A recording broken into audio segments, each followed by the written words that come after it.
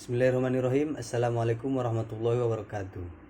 Baiklah, nama saya Hanapi, NIM 1711010047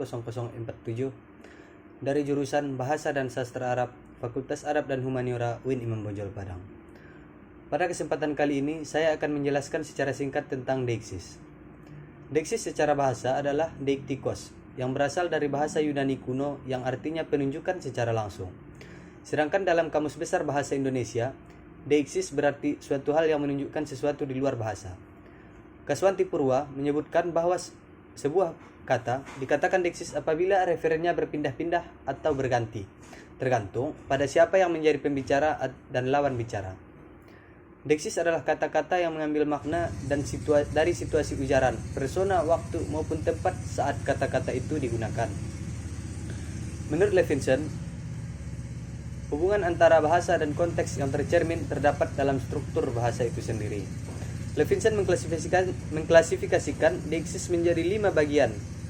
Yang pertama persona, yang kedua deiksis tempat, yang ketiga deiksis waktu, yang keempat deiksis wacana, dan yang terakhir atau yang kelima deiksis sosial. Deiksis persona merupakan penggunaan kata ganti orang atau persona berdasarkan rujukan dengan peristiwa tuturan. Misalnya dalam bahasa Indonesia penggunaan kata ganti aku maupun kita. Yang kedua, deiksis tempat.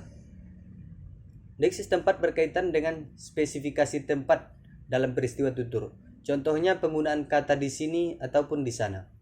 Di sini merujuk kepada suatu tempat yang dekat dari lokasi berlangsungnya peristiwa percakapan tersebut.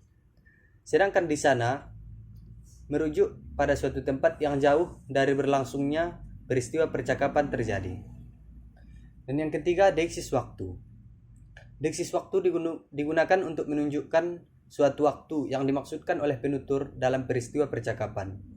Dalam beberapa bahasa, deiksis waktu ini diungkapkan dalam bentuk kala ataupun besok.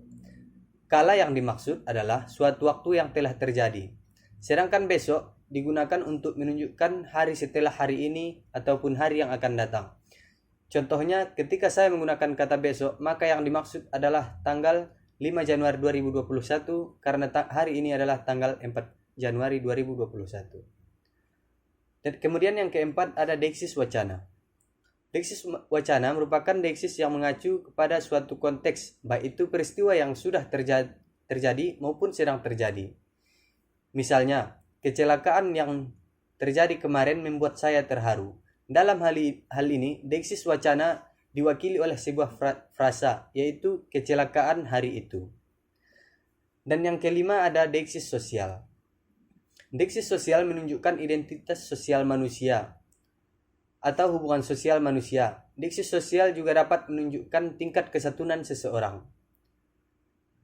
Dalam menunjukkan identitas sosial, misalnya ketika seseorang menggunakan kata tuan untuk memanggil orang lain.